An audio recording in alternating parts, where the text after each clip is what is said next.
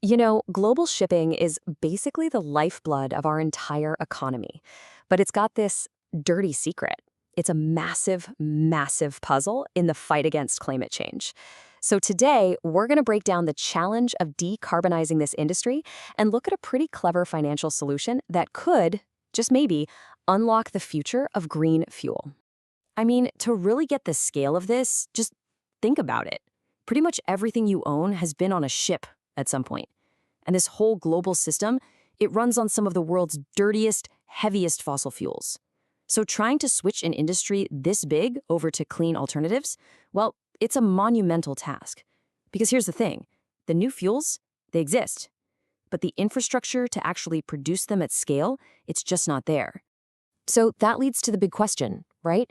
If we all know we need to change and the tech is starting to pop up, what's the holdup? I mean, why isn't a flood of investment just pouring in to build all the green fuel factories we so obviously need? Well, the answer is a classic, and I mean classic, chicken and egg problem. It's a total market stalemate that has locked the entire industry in place. You've got this fundamental conflict between the people who would make the fuel and the people who would, buy it. Okay, so let's get into the nitty-gritty. Here's the core of the problem. On one side, you have the fuel producers. Now, to build a brand new multi-billion-dollar green fuel plant, they need to prove to their investors that someone's going to buy that fuel, not just for a year, but for like 10, 15 years straight. They need guarantees. But then on the other side, you have the ship owners, and that industry is incredibly fragmented. Most of them just can't, or honestly won't, commit to one single fuel type for a decade, especially when the market is so uncertain. They need flexibility. So what's the result? No long-term buyers means no new factories. No factories means no green fuel. And stalemate. So, how in the world do you break a deadlock like that? Well, some really smart people have come up with an innovative solution. It's designed to be the key that finally unlocks this stalemate. And it's called a fuel demand aggregator. Okay, so what is a fuel demand aggregator, or FDA? The easiest way to think about it is like a group buying captain, right? It's this neutral third-party group whose whole job is to go out to all those smaller, scattered ship owners and basically say, hey, let's bundle all of our little orders together into one giant order. By pooling all that demand, they can create a single, massive, long-term commitment that's big enough for a fuel producer to finally take to the bank. So you can see here, the FDA sits right smack in the middle, acting as this central coordinator. It takes all that scattered, uncertain demand from the vessel operators, the downstream folks, and it transforms it into a clear, reliable market signal for the fuel producers upstream. This kind of coordination, ultimately, it helps everyone along the supply chain, even the midstream players who handle all the logistics and storage.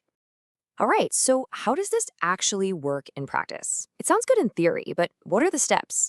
Well, the whole process is broken down into three pretty logical phases, and it's all designed to turn that fragmented interest into a concrete working fuel supply chain.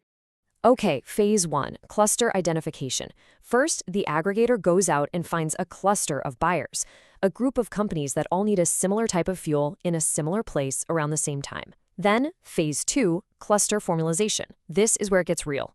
The FDA facilitates all the negotiations and helps them sign those big offtake agreements with a producer. And finally, phase three, cluster operation. The deal is signed, and now the aggregator moves into an operational role. It monitors the fuel plant's construction, the delivery, and it even helps the buyers trade fuel volumes among themselves, which is super important for maintaining that flexibility they need. I mean, it sounds like a perfect solution, doesn't it? A really well-designed key to unlock this whole problem. But here comes the twist. Just as we're about to turn that key, we find a billion-dollar wrinkle. And it's called the problem of bankability. And this is absolutely crucial to understand. Here's the financial principle at play.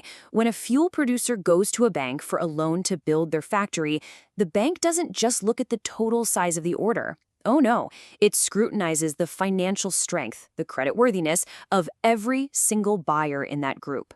So what this means is, if you have a cluster of buyers, but even just a few of them have weak credit ratings, the entire group can be labeled non-bankable. A bank looks at that and sees a huge risk. They think, what if one of these weaker members defaults on their payments 5 years from now? And that risk, all by itself, can be enough to just flat out deny the loan. So just grouping buyers together, it's not enough if they aren't all financially rock solid. And here's the real kicker. This isn't some small niche issue. Most of the maritime industry, we're talking especially the smaller and medium-sized companies, they fall squarely into this non-bankable category. And what that means is that the aggregator model, at least in its simplest form, it fails to solve the problem for the vast majority of the market. So, we're kind of back to a locked door, aren't we? But now we understand the lock a lot better. The challenge isn't just about pulling volume, it's about financial strength. So how do we finally unlock the investment? Let's look at the path forward. Okay, so the solution is to basically beef up the deal. You create what are called enhanced cluster setups by bringing in a financial heavyweight to de-risk the whole thing for the banks. This could be a bankable intermediary, maybe a huge commodity trader who signs the main contract on behalf of the whole group. Or it could be a bankable backer, a strong company that provides a guarantee, promising to step in and pay if one of the smaller guys defaults. Or you could use a more formal financial tool like credit underwriting that basically insures the producer against any potential losses. So where do you find this kind of financial muscle? Well, there are really three main avenues. You could have the private sector step in, big trading houses or bunker suppliers who see a real business opportunity here. The public sector could also play a huge role, with governments or development banks providing the financial backstops to get these projects over the finish line. And finally, and this is a really interesting one, there's cross-industry collaboration. We're talking shipping teaming up with other industries like aviation to create even bigger, stronger, and more bankable buying groups. All right, let's pull all of this together. We've talked about the stalemate, the clever aggregator solution, and that really tricky financial hurdle. So now let's look at the final piece of this very complex puzzle. The key takeaway here is pretty clear. The fuel demand aggregator model gives us a fantastic blueprint. It shows us how to solve the volume problem and organize the market. The how is basically there. But the model all by itself doesn't solve that crucial creditworthiness issue that's holding back most of the industry. The plan is sound, but it needs one more critical ingredient to really work at scale. And that really leaves us with a final thought, doesn't it? The engineering, the logistics, the market structure for green shipping, it's all being figured out. But to make it a reality, it's going to require a whole new level of financial partnership. We're talking private companies, public institutions, and even different industries all working together. The blueprint is on the table. So the real question is collaboration the one essential fuel we're still missing?